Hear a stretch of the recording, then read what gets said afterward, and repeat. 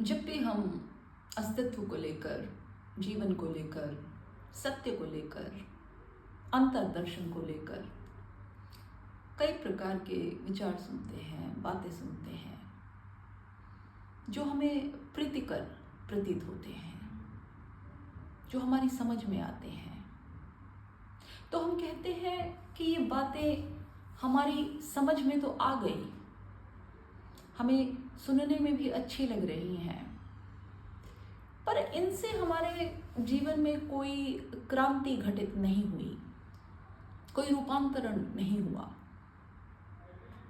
तो ऐसा क्यों? या फिर ये कहा जाए कि जब इनसे कुछ हुआ ही नहीं तो फिर इनके सुनने का भी क्या प्रयोजन, या इन्हें जानने का भी क्या प्रयोजन? क्यों जानना है जब इनसे कुछ होता ही नहीं? आगे क्या? सुन लिया, समझ में भी आ रहा है, फिर आगे क्या क्या करें? It is just like something else. किसी भी प्रकार के फॉर्मूले जैसी नॉलेज है। जैसे आपने कोई एक केमिकल फॉर्मूला जान लिया तो जान लिया, अब उसका क्या करें? The main thing is application, है ना? तो इसका उत्तर ये है कि जब ऐसा प्रश्न उठता है तो इसके विपरीत एक दूसरा प्रश्न उठता है कि सबसे पहले तो आप ये पक्का करें कि क्या आपने सच में जाना है, क्या आप सच में जान पाए हैं? क्योंकि अगर आप जान पाएंगे तो आप ऐसा कह नहीं पाएंगे, क्योंकि ये जो नॉलेज है ये अपने आप में खुद ही ट्रांसफॉर्मेशन है, इसे किसी और प्रमाण की जरूरत नहीं है। चलिए इसे दूसरे ढंग से कहूं तो एक और प्रश्न उठता है कि अगर आपने जाना है और आप कहते हैं कि आपने समझा है, तो फिर आप ये बताइए कि आपने इसे किस आयाम पर समझा है, किस सतह पर समझा है?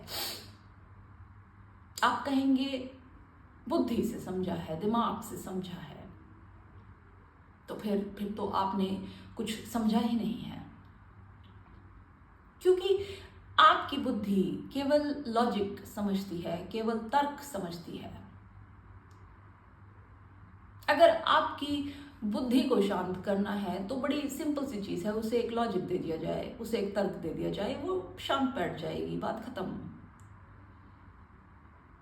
उसे वो बात शांत कर देगी, वो बीच में टांग नहीं अड़ाएगी।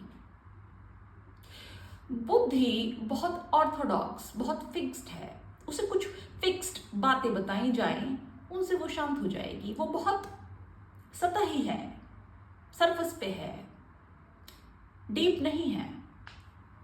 तो अगर आप ये कहते हैं कि किसी बात ने आपके लॉजिक को सेटिस्फाई कर दिया, उसने उस बात ने आपके लिए सेंस बनाई, यानी वो आपके लिए सेंसरी है ना?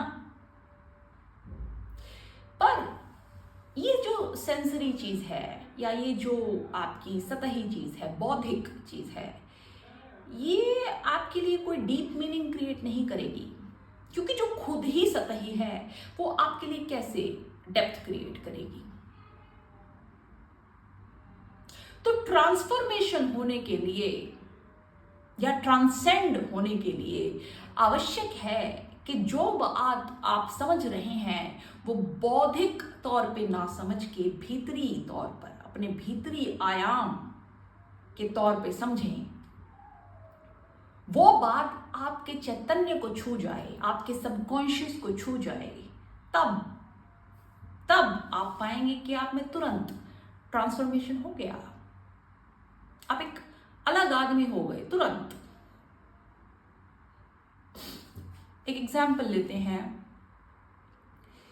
कई बार ऐसी घटनाएं हो जाती हैं जीवन में, अनहोनी हो जाती हैं, जिनका आपके ऊपर तुरंत प्रभाव पड़ जाता है।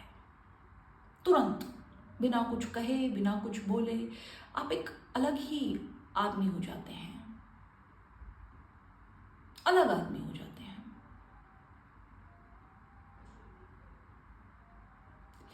एक बच्चे की पिता की बचपन में मृत्यु हो गई।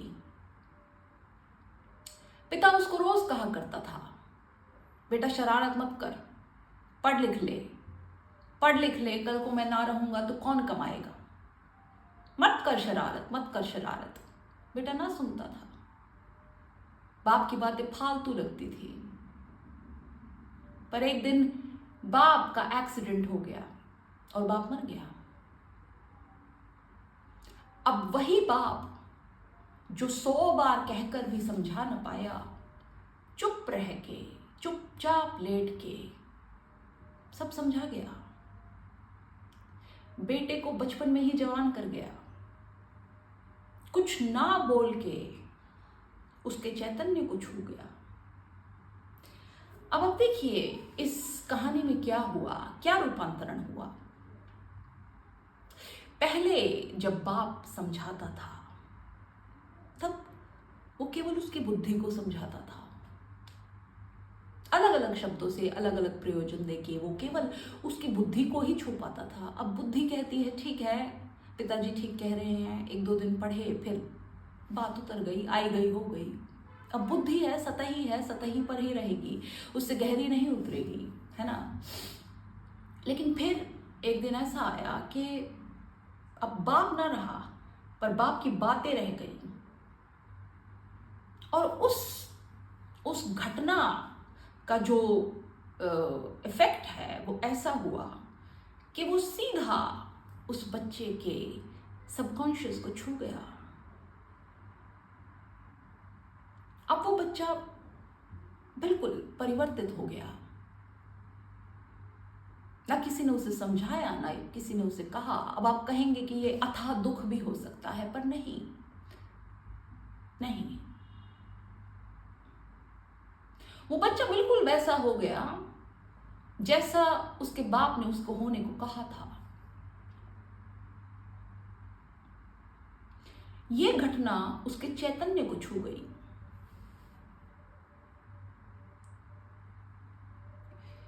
अब ऐसा ही होता है सत्य के मामले में, अंतर्दर्शन के मामले में। जब तक वो बात आपके हृदय को ना भेद जाए, आपके भीतर को ना भेद जाए, कुछ ऐसी खलबली ना मचा दे अंदर के वो आपकी बौद्धिक क्षमता के परे बात लगे, दिमाग तो बिल्कुल खाली हो जाएगा, दिमाग के समझ में नहीं आएगा। तब तक आप ये ना जानिएगा कि आपको कुछ समझ आया है। जब समझ आएगा तब शब्द नहीं, शब्दों के जो पीछे है वो दिखेगा। तब शब्दों पर लड़ाई नहीं होगी कि ये शून्यता है, कि पूर्णता है, कि क्या है, नहीं। तब शब्दों के आवरण हट जाएंगे और जो शब्दों के पीछे है वो नजर आएगा।